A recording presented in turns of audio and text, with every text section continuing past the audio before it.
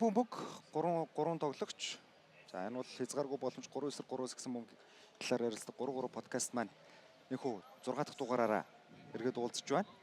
За дэлхийн аварга шалгаруулах тэмцээн манай Улаанбаатар хотын төв талбай болох Сүхбаатарын талбай дээрээс та бүхэн 7 хоногийн турш шууд амжуулагддаг хүргэж байгаа. Өнөөдөр бол тэмцээний 2 дахь өдөр хэсгийн тоглолтуудын за ер нь ингээ бүх багууд тоглоод дууслаа. Бүх багууд 2-2 тоглолтоо хийчлээ. Тэгээд манай Монгол улсын эрэгтэй эмэгтэй шгшээ баг маань гэсэн тэмцээний өрөөнд 2-2 тоглолтыг хийгээд за эрэгтэй тоглолт маань бол хэсгийн эхний тоглолтуудаас бол харамслал нь хожил авч чадсангүй. Юутай ч эмэгтэй шгшээ баг маань өнөөдөр одоо хамгийн хожих боломжтой байсан багуудынхаа нэг ийгтэй. Юутай ч хамгийн чухал хожлоо Бразил шгшээ багийн эсрэг гайхамшигтай эргээрэлтээр байгуулж чадлаа. За ярианхаа сэдвийг эхлээд юутай шгшээ багийнхаа хожлын талаар эхлэе гэж бодож байна. Тэр яг хоо энэ бол нэгдүгээрт зөвхөн нэг ажиллахаас илүү бас түүхэн тоглолтуудын нэг байлаа. За ерөнхийдөө дэлхийн аваргын хүрээнд шгшээг маань их 3 дахь хожлоо авч байна эмэгтэй шгшээг маань. За тэгээд энэ бол талбай дээр насан туршийн дэлхийн аваргын эхний тоглолтоо хийгээд за 14-8-аас 8 оноо дараалж аваад эсрэг багтаа 1 ч оноо алдгүй явсараад хожлоо. Энэ бол бас ямар их тэмцэх чадвартай. За тэгээд нөгөө дээрээс нь энэ Сүхбаатарын талбай зугалсан манай үзэгчид шгшээгийн тоглолтонд ороод шгшээгээ нэмжиж өгөөд энэ бас суухай бас нөлөөлсөн байх гэж бодож байна. Тэгээд шгшээгийн октод маань ч гэсэн их зэгцтэй сайхан тоглолтыг үзүүлж тэгээд сайн тоглолоо. За ялангуяа шгшээгээс нандин үслийг онцлмоор байна те. Нандин үслэг насан туршидын одоо Women's Series ч юм уу насан туршидын шгшээгийн тэмцээнд орох гээд нас нь хүрдгүй байсан. Одоо 18 таа болоод шгшээгт насан туршидын англи тоглоод эхэллээ. Тэгээд хожил авлаа. Тэгээ бүр шууд мөчөд хойшин шилтийг хийлээ шүү дээ. Үнэхээр гайхалтай байлаа. Үнэхээр гайхалтай байлаа. За тэгээ ялангуяа хамгаалтан дээр бол манай шгшээ багийн охтууд бол сүүлийн 2 минут үнэхээр төгс ажиллалаа шүү дээ. Тэглгүй яах вэ? Оноо алдсангүй тий. Оноо алдсангүй. Тэгээ алдаа баг байж болох юмнууд дээр дээш явж хийсэнгүү. Үнэхээр зэгцтэй тоглолтыг үзүүлж хожил авсан. Энэ чухал байлаа. Оргил мөх яг тухайн тоглолтын тайлбарч өөрөө орсон шүү дээ. Ямархан мэдрэмж аваа. Тэгээд үнэхээр супер мэдрэмжийг авлаа. Тэгээ манай шгшээ багийн охтууд за түрүүлсэнчлэн энэ шууд 8 онооны эргээрэлтийг хийж өгч байгаа. Тэгээ 14-16-аас эсрэг багтаа оноо алдаагүй өөртөө 8 оноог авч байгаа. За тэгээд одоо юутай ч онцолж ярих одоо хамгийн тодтогдох ёстой нэг зүйл нь гэх юм бол цэрэн лам шгшээ багтаа эргэж ирлээ хамгаалтын нөлөө үлэмж хэмжээгээр ихслээ. Энийг бол бид хүн тод томруунаар харлаа. Тэгээд гол нь за сүүлийн Испантэй хийсэн тоглолтын дээр ч гэсэн харууллаа шүү дээ. Ламкагийн за мэдээж хамгаалт нь бол супер байдаг. Тэгээд Арукаг одоо тоглуулж байгаа. Одоо Арука дээр заслаа зурлууд доош шалдаж өгдөг дамжуултуудтай. Энэ бол мэдээж тэр хоёрын хоорондын ойлголцол төр бол бүр юм суурьцсан зүйл байсан. Эргээд бас нэг шгшээ багтаа харах бол үнэхээр гоё байлаа. Тэглгүй яг хуу 100 санал нийлж байна. За тэгээд эмэгтэй баг маань бол ямар тач ер нь Испани бол чансаа илүү баг. За тэгээд манай багтаа өмнө нь 6 тоглоод зургууланд нь хожигдсан байсан. За тэгээд 7 дахь хараад хожичлоо. Тэгээд манай багийн бол хамгийн гол даалгавар бол Бразилийг хожихоос нь ойлгомжтой. Тэгэхээр Бразил бол тийм амар баг биш. За ягаад тэгж хэлж байна вэ гэвэл Олимпийн аварга Германы эсрэг тэд эргэж ирээд 16 болгоод тэнцвүүлснийг бид өнөөдөр талбай дээр харлаа. Тэр үчтэй багийг огтуд маань хожно гэдэг бол маш чухал. Тэгээд Бразилийн багийн онцлог нэг зүйл нь өөрөө бие үсний тоглолт байдаг. Одоо яг бие үсний тоглолт, физик тоглолт нэр ер нь барагтай хүнд ялгагддаггүй эрэгтэй эмэгтэй баг нь хоёулаа. Тэгээд тийм хүнд тоглолтыг хийж хожил авсан бас сүүлд Испани дээр олон онооны зөрүүтэй хожид бас гол шалтгаануудын нэг байсан болов гэж бодож байна. Яг тэгвэл Бразилийн хийсэн тоглолтын дараа 3 тоглолт гэдэг чинь 60 минут орчим амраад шууд дараагийн тоглолтод орж байгаа юм байна. Тэгэхээр октод маань бол одоо нөгөөдөр хэсгийн сүүлийн тоглолт 2 тоглолтоо харгалзан Украин Германы багуудтай их байртай байгаа. За тэгвэл эрэгтэй тоглолтуудыг хоёул эргээрсэн зүг багтаа ялангуяа эрэгтэй шгшээгийн 2 тоглолтыг оргил мөх маань юу гэж бодож байна. За эрэгтэй шгшээ баг маань яг одоо азгүйчгүй тий 29-оор ялжгүй. Эхний өдрөө хэсгийн хамгийн 2 чанга багтаа даарчлаа. 20 оны Олимпийн аварга Латви шгшээ багтаа тоглолоо. За тэгээд дээрэс нь нэмээд Америкийн шгшээ багтаа тоглолоо. Америкийн шгшээ баг бол дэлхийн аварга болж исэн бас л яалтчгүй фаворит багуудын нэг. Одоо хуулийн дээрнийхээ оноо авалтын үед бол их өндөр оноо авалттай тоглолтууд боллоо. За нэг дээр нь 21.18. За сүүлд Латв дээр гэхдээ тэр Кристапс Гулидис гэж тамирчин бас үнэхээр гайхамшиг гэж юу гэдгийг бид хүнд оруулаа. Тэгээ 21-16 гайцаатайгаар дуусан санагдаж байна. Латв шгшээ багийн тоглолт. За хоёр тоглолтоор хоёулаа ойрхон тоглосон эзэж яг нэг өөлөх нэг зүйл юм бол манай эрэгтэй шгшээ баг дээр 2 онооны шидэл үнэхээр хангалтгүй байлаа. Үзүүлэлтийг харахад бол тэглгүй яг хуу ерөнхийдөө Улаанбаатар их дуулга дээр ч гэсэн тайлбар дээр хоёулаа ярьжсэн баг тийм ээ. Улаанбаатар манай шгшээ багийн маань хувьд бол 2 онооны шидэлтийн хувь их таархан байгаа даа сүүлийн 7 хоног. За мэдээж маргаашнаас бол нөхцөл арай өөрөөр орж ирэх байх хэмээн найдаж байна. За 2 оноо сайн мэдээ 2 оноо тим уу хахад оноо тим сайн байгаа. Тий. За тэгэхээр маргааш магадгүй тэр орохгүй байсан 2 оны шидэлтүүд нэг юм уу 2-оор нэмэгдээ ороод ирэхэд нөхцөл байдал шал өөрөөр иргэнэ гэдэгт итгэлтэй байна. Тэгээд тэмцээний хэсэгтээ бол хэсгээс үзэгчдээ бас нэг мэдээлэл өгөхөд нэг хэсгээс 3 баг гарна. За тэгээд нэгдүгээр байраар шалгарсан 4 баг шууд топ 8-д үлдээд за 2-3-аар шалгарсан нийт 8 баг хасдаг шидний тоглолт хийгээд топ 8 руу орох. Дэлхийн аваргын формат хэсгийн бол ерөөхдөө ийм байгаа. Тэгэхээр жигшээ баг маань бол маргааш Монтенегро тэгээ Японы багтай тоглоно. Тэгээ энэ хоёрыг хожигдсон баг хэсгээс гарах бүрэн боломж байгаа. За Монтенегро Япон хоёрын хоорондын тоглолт гэх юм бол Япон Монтенегрог хожигдсон. Тэгэхээр манай эрэгтэй шгшээ баг заавал хожих тоглолтод гарцсан байхгүй Япон. Японы шгшээ багт хожигдчих юм бол Япон ер нь 3-аар гарах нь тодорхой болж байна те. Тэглгүй яах вэ? Яг зөв. Ааха. Тэгэхээр зайлшгүй ихний тоглолтод Японыг л бүр яаж иж байгаа хожих хэрэгтэй. Дараач бас Монтенегрог бол бас хожино. Ингэжээш манайх 3-аар гарах магадлал. За тэр хоёр баг бол Америк болон Латви шгшээ багийг хожих магадлал бол маш бага. Тэглгүй яах вэ? 100% санал нийлтэй. За тэгээд манай багийн хувьд Монтенегро Японд хожигдсон байгаа. Тэгэхээр маргааш бид эхлээд 18 цагаас Монтенегрогийн багтай тоглоно. 20 цаг 15 минутаас Японы багтай тоглоно. За ялангуяа эхний тоглолт Монтенегро дээр хожлох юм бол араас нь сэргэлт нөхцөл байдал шал өөр орж ирнэ. Тэгэхээр яг одоо энэ арын талбай Сүхбаатарын талбай төв талбайд манай үзэгчид шгшээ байгаа яг өнөөдрийг шиг за өчигдрийг шиг шгшээ байгаагаа дэмжиж одоо дэлхийн аваргын эрэгтэй баг маань эхний хожид хоёр дахь хожлаа аваад тэгээд дараагийн шатууд руу гарахад одоо маш том үүрэг нөлөө байх болно итгэлтэй. Тэгээд чамтай 100% санал нэг Монтенегро маш хүчтэй баг. Латвитай яаж тоглосныг харсан баг. Бараг л хожоод дуусгасан хэсэгтэй. За гэхдээ тэгэд яалтчгүй Лазманаас юм билээ. Шидэлтэй хийгээд дуусгал болсон. Тэгэхээр энэ тоглолтоо жохлох. За тэгвэл бусад байдлыг юу гэж харж байна? Ер нь эрэгтэй багуудаас бүгдээрээ тоглолцлоо. Нийт 20 багаас 6 баг нь нэг ч хожигдолгүй явж байна. За D хэсэгт Испани, Нидерланд хоёр хоёулаа хоорондоо тоглоогүй, хоёулаа өрсөлдөгчтэй хожигдсон, хоёр хожигдолтой явж байгаа. Ер нь бусад хэсгүүд, бусад багуудаас онцлог баг юу байна? Нөхцөл байдал ямар хөө байна? За энэхүү дэлхийн аваргаар Аз багуудад их ээлтэй байна гэж харж байна. Хятадын эрэгтэй шгшээ баг бас ер нь бол апсайд зүд шүү дээ. Тэр бол шууган дайрна. Өнөөдрийн хэсгийн эхний хоёр тоглолтоос 2 ажилтаа 100% амжилттай хэсгээ тэргүүлж байна. Одоогийн байдлаар. За эмэгтэй Японы шгшээ баг бас манай Аз тайван төлөөлөл маань өнгөрсөн оны Европын аварга бас Нидерландын шгшээ багийг буулгаж авлаа. За ингээд Японы шгшээ баг бас мөн ялгаагүй хэсгээс 2 ажилтаа. Австралийн эмэгтэй шгшээ баг 2 ажилтаа. Австралийн эрэгтэй нь өнөөдөр за дэлхийн босон аваргууд 6 аваргууд Сербийн шгшээ багийг ямар итгэмээр тоглолтоор хожив. Тэглгүй гайхамшигтай. Хоёул яг түрүүнийхээ ярианд дэргээ орё те. Хятадын баг 2 хожигдсон байгаа. Хятад Өмнөд Америк 2 багтай нэг хэсэгт орсон шүү дээ. Канада, Пуэрто Рико гэдэг.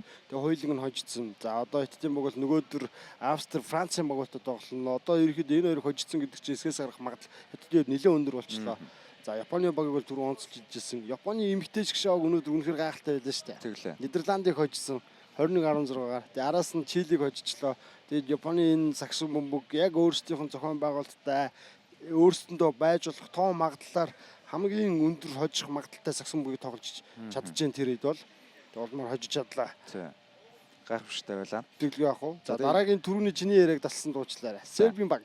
Чамаас л Серб 2 тоглолоо. Бараг л 2 хожигдолтой дуусах магадлал өндөр байлаа шүү дээ. Гэтэл нэг Бельгийг хожоод араас нь Австралид хожигдлоо. За Бельгийн шгшээ багтаа хийсэн тоглолт юм бол чинь 19-14 ярцаатай байсан баха. Тэг өөр үрт 3 дараалж унгаасан. Тэг санагч байна. Тэгээ 20-19 ерөөсөө нэг бөмбөний байрлал болсон. Серб оноо дутуу байхад зөрөө тарина. За Серб л Серб байлаа те. Ер нь бол одоо клаш момент туршлагатай чадвартай баг яаж авч гарч чаддаг вэ гэдгийг Серб бол тэн дээр харуулсан. За харин эсвэргээрээ туршлах муутай Австралийн шгшээ багтай тоглолоо зөрөөд 18-14 өстөр чинь бариулсан баха. Сүүлийн 4 оног нэг тамирчин ганцаар авцсан. Австралийн шгшээ багаас 3 удаа шидээ сүүл дундын зай шидэлтэй амжилттай болгоод ингээд. Тэгээ Сербийн өнөөдөр яг зөвөр нэг зүйл анзаарлаа бүр ингээд дэлхийд тоглолцсон том баг гэдэг өөр үт юм байна. Юун дээр анзаарав гэсэн чинь Диамайстер одоо нөгөө тоглолтын ихэнд Австрал 2-оос хийгээд дахиад тэр нөгөө доор бөмбөггүй тамирч дээр алдаа гараад Австралийнхаа зөрөө логон дээрс тоглолтод оруулсан. Хоёр ч яг дараалал тийм момент болсон. Тэн дээр Диамайстрович одоо бүх цагийн онооны лидер ирээд талбайн шүүгчд рүү шууд ингээд загинлаа. Тэн дээр нь ингээд сануулга аваад шууд ирээд нөгөө ширээний шүүгчдийг бүр ингээд амар өндөр дугаар ингээд загинжлаа аваад даа Серб л мэдгүй л юм л. Одоо тэрийг харчаал яад ч одоо нэг том нэг зангарахтай тамирчин гэж юу гэдэг вэ л гэдгийг бас нэг анзаарлаа. Тэр яг хаа за Сербийн багийн хувьд л ерөөдөө хоёр ч хожигдох эрсдэлтэй байдлаас ямар ч лээс нэг хожлооч хожиж чадлаа. Тэгээд нөгөөтэйгөр эрэгтэй багуудаас Литвийн шгшог за Францын багууд эхний 2 өдрийн дараах хоолоос 2 тоглолтод хоёулаа хожил авч чадсангүй. За тэгээд Олимпийн мөнгөн медаль Францын багт юу тохиолдсон бол өргөл мөнх тайлбар дээрээ эсвэл яг энэ хажуугаас нь үзэж хахад юу гэж харав? За Францын шгшог багт Рафаэл Вилсонгийн нөлөө бол байна те. Рафаэл Вилсон бол өөрөө одоо чадхаараа л тоглолтуудыг авч явж байгаа. Гол нь багийн ахлагч Франк Сигелагийн тоглолт үнэхээр болохгүй байна. Тэгэд ер нь тэгээд тэнд Францын шгшог багт бол Вилснээс өөр 2 хоног явуулж байгаа багаалаг. Тэгээд довтлооны зохион байгуулалт гэх юм уу ялчгүй одоо Төлөвсгийн мэрэгжлийн баг дээр бол хуугаас ухаар гэдэг тамирчин маш хэцүү хоёрын шийдэлтүүдийг унгааж чаддаг бол Францад ерөөсөө тийм момент болтохгүй байна. Франк Сигелагийн тоглолтод одоо дутагдж байна гэдэг. Австар бол Жюс Рамбагийн нэг оноонууд бол байгаа, самбарын авалтууд байна. Рафаэл Вилсон шин тамирч одоо шгшог багта буцаад нэгж байгаа тамирчны хувьд бол өөрөөсөө хийж болох бүх зүйлсийг гаргалаа. Франк Сигелаг олон Паул Жоко гэсэн хоёр тамирчин л хангалтгүй тоглолт үзүүлж байна гэж харж байна. Тэгж яах вэ? За тэгвэл бидний дараагийн ярих хэвээр баг бол мэдээж Олимпийн наадмын хүрэл медальт за дэлхийн аварга Европын медальтай Литвийн эрэгтэй шгшогийн маань Литвийн хэсгийн эхний тоглолтод Испани, Нидерландын багуудад хоёуланд нь хожигдсон. Одоо тэднийг Их Британи хүлээж байна. За тэгээд араас нь Швейцарын баг хүлээж байгаа. Литв хэсгээс гарч чадах уу? 2 хожигдчихлаа шүү дээ. Ерөөсө 2 хожигдолтой 6 баг байна. За түүний нэг нь Литв. Одоо Их Британиг бол ер нь хожиж байх. За харин нөгөө талаас Швейцартай бол ер нь бас их хүндхэн тоглолт болно. Швейцар яагаад гэх юм бол 3 өндөртэй баг дэр чинь. Йонсон Дубш, за Томас Чирковиц бол Натан Чирковиц гэдэг 3 маш өндөр. Тэгэхээр Жагус болон Букелис гэсэн тамирчид бол тийм амар бол байхгүй. Гэтэ мэдээж гаргасан амжилт туршлагын хувьд бол асар хол зөрүүтэй 2 баг. За тэгээд тийм учраас альч үдээ Литв рүү л арай давуу талыг өгөх болоо да. Тэгээд хэсгээс өдөр чинь том зангарахтай баг, Олимпийн хүрэл медальтай дэлхийн аварга мөнгөтэй баг зангараг загаад гараад ирчих болов уу гэсэн бодолтой байлаа. За би танаас бас нэг юм асууя. За Испани шгшог баг маш том шууганы дарлаа. Эхний өдрөөс 2 жилиг авлаа. Тэглэгээ явах уу? Ер нь ингээд бүрэлдэхүүн бас ингээд шинжиллээ шүү дээ. Залуучуудаас авлаа. Ер нь Карлс Мартинес дээр тулгуурласан 3 шин тамирчин оруулж ирлээ. Энэ л дээр Испани ерөөхдөө яг дэлхийн аваргын эхний өдөр гэсэн бид яг тоглолтууд эхлэхээс өмнө ярьж ирсэн. Испани өнгөрсөн жил U23 насны залуучуудын дэлхийн аварга яг энэ нарын талбай дээр болж байгаа залуучуудын дэлхийн аваргад орж ирээд хүрэл медаль авсан. Яг залуучуудын дэлхийн аварга эхлэхийн өмнө бол Испанийг медаль авна гэж ярьж ирсэн мэрэгжилтэн энэ нарын хүмүүст нэгч байгаагүй. Гэтэ тэр хүрэл медаль авсан. Испани сагсан бөмбөгийн үлгэн нутаг. Европын сагсан бөмбөгийн гол баг Реал Мадрид тэнд байгаа. Тэгэхээр тэнд ямар их сагсны угшил байдгүй гэдэг нь харагдан. За тэгэд ялангуяа энэ бүрэлдэхүүн бол дандаа 2 метрээс дээш өндөртэй залуучууд бүгдээр хүчний тоглолцоотой. Маш атлетик, хинээс ч илүү хурдан байж чадна, хинтээж хүчний тоглолтыг хийж чадна. Тэгэхээр Испанд ерөөсөө яг энэ дөрвөн залууд бол яг өөлөх зүйл одоогоор алга байна. За тэгээд эхний 2 тоглолтонд ч гэсэн хожидсон. Литвиг бут нэргсэн шүү дээ. Литв бүр бараг нэг амьсгаа авахч заав гэлгүй хожидсон. Тэгэхээр Испани бол хэсгээс хөнгөн гараад магадгүй бүр бид нар амралтын өдрүүдэд Испани дэшээ гарч иж медалийн төлөө тоглоход бүрэн боломжтой гэж харж байна. За тэгвэл дараагийн асуулт. За таны хувьд Антверп те Бельгийн Антверпын дэлхийн аварга хажуунаас нэжсэн те. За тэгвэл одоо ингээ манай Монгол улс зохион байгуулагч байгаа 9 дахь удаагийн дэлхийн аварга зохион байгуулалт ч юм уу те одоо Европын орнтой харьцуулахад гэдэг юм уу. Одоо ер нь энэ тал дээр сэтгэлийн хувьд. За сэтгэлийн хувьд бол маш сайхан байна. За яг өөрөө бол 2018 онд Филиппинд Азид улсын дэлхийн аварга гожиж хажуугаас нь үзчихсэн. За 22 онд шгшогтой хамт очиж яг арын албанд ажиллаж илаа. За Европт болох бол мэдээж Азийн багуудад жоохон хүндрэлтэй байдаг. Цагийн зүрхнээс өгсүүлээд за бусад юмнууд зохион байгуулалт бол ерөнхий стандарт ижилхэн. За нэгдүгээр том давуу тал гэх юм бол шгшөөгийн тоглогчид маань цагийн зүрхний асуудал бол маш сайхан байгаа байх гэж бодож байна. Яг гэртээ тоглож байгаа. Нөгөө талаас яг манай Монголын үзэгчид за тэгээд нөгөөтэйгөр Монголын 3 улсын бие холбоо 2017 оны Азийн аваргаас эхлээд 18 онд болсон U18 19 онд болсон U18 дэлхийн аварга. За тэгээд өнгөрсөн жил зохион байгуулсан залуучуудын дэлхийн аварга. Одоо ингээд насан туршидын шгшөө дэлхийн аваргыг нутагтаа зохион байгуулчлаа. Энэ бол зохион байгуулалтын талаар яриад байх шаардлагагүй хангалттай тоонуудыг сая хэлжлээ гэж бодож байна. Ерөнхийдөө яагаад дэлхийн аваргыг олон улсын бие холбоо ялангуяа энэ Монголын 3 улсын бие холбоонд өгөөд ирнэ гэхээр зохион байгуулалтыг яг л энэ олон улсын стандартын дагуу өндөр түвшинд зарим шаардлагатай өөрсдийн одоо нэмэлт юмнуудыг ч оруулаад маш гоё хийж байгаа. Ялангуяа энэ төв талбай дээр ингээд тоглоно гэдэг бол маш гоё. Тэгээд Стив Сөртөө ярилцчихсэн. Яг ийм улсын төв зэгтэй ийм гоё уудам цэлгэр төв талбайтай улс би их цөөхөн мэднэ гэж Стив надад хэлжсэн. Тэгээд яг энэ улс орны яг онцлог гол зүрх бас энэ цэгүүд дээр хийдэг. Тэгээд зөвхөн зохион байгуулалтаас олон нийтэд дэлхийд даяар 24 улсын 25 телевиз шууд амжуулж байгаа. Дунд манай Premier Sports Network телевиз байгаа. Дээрээс нь онлайнаар 3 платформ дэлхийд даяар шууд амжуулж байгаа. Тэгэхээр ер нь Монголын чиг дэлхийн 3-3 гэсэн бүх сонирхчид тэр чигтээ харцсан байгаа. Тэгээд яг энэ 40 улсын 160 тоглогчоос гадна зохион байгуулалт, арын алд, тэгээд олон улсын засгийн бие холбооны мэрэгжилтнүүд гэх мэтлэн ер нь 500 гаруй хүн цуглдсан байгаа. Тэгэхээр ерөөхдөө сагсан мөнгө сонирхогчдын гол анхаарал яг одоо энэ 7 хоног Монголд яг энэ төв талбай руу чиглэх болно.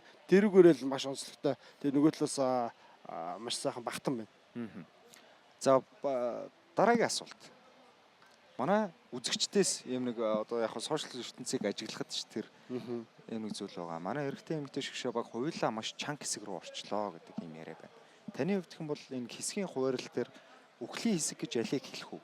За манайд бол эрэгтэй эмэгтэй шгшээ багийн орсон эрэгтэй маань эмэгтэй маань Т хэсэгт орсон, эрэгтэй маань Б хэсэгт орсон тийм. Энэхүү хоёр хэсгийн хувьд хэм бол таны хувьд чанга гэж орох. Ер нь хэсгээс гарах бол миний хувьд энэхүү хоёр хэсгээс гарах хамгийн магадaltaй хэсэг гэж бодож байгаа. Аль баг дээр. Манай эрэгтэй баг. Манай ерөн шгшээ өгöd дээр ерөнхийдөө дэлхийн аварга дээр бол үхлийн биш хэсэг гэж байхгүй.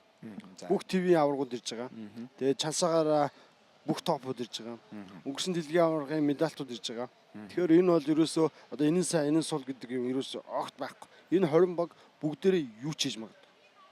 Хүмүүс магадгүй Мадагаскарыг сул гэж ирнэ. Гэтэл чи Мадагаскарын тоглолтыг мэднэ шүү дээ. Тэдний 2 онооны тоглолтууд яг өөрсдөө нэг мэдрээд тэгвэл баг хамгийн аюултай баг Мадагаскар. Мадагаскар Францыг хүртэл мулталж явсан шүү дээ. Өнөөдөр яг чи тайлбар дээр яг тэр тоглолтыг ярьжсэн тийм. Тэгэхээр энэ дэлхийн аварга дээр сул хэсэг гэж байхгүй, сул баг гэж байхгүй. Яг гэхдээ үзэгчд маань шгшээ байгаа одоо дэмжиж магадгүй нөгөө талаас хэсгээсээ гарчаад хайрлаасаа гэдэг үүснээс тэгж харж байгаа. Тэр миний хувьд бол сул хэсэг гэж огт байхгүй, сул багч гэж байхгүй. Тэр тоглолт болгон ер нь юм болгон ч байгаа. Найзуу. За подкастын маань дугаар хэн хүрээд өндөрлөж байна үзэгчтэй. Энэхүү дэлхийн аварга шалгаруулах 9 дахь удаагийн тэмцээний та бүхэн 7 хоногийн турш Premier Sports 3 сугаар шууд амжуулалтаар хүлээн авч үзэх боломжтой. За хамт үзсэн үзэгч та бүхэндээ баярлалаа. Маргааш буюу за дэлхийн аварга шалгаруулах тэмцээний 3 дахь өдрөөр подкастын дараагийн дугаар цацагдах болно. Тэр дугаараараа иргэд уулзъя.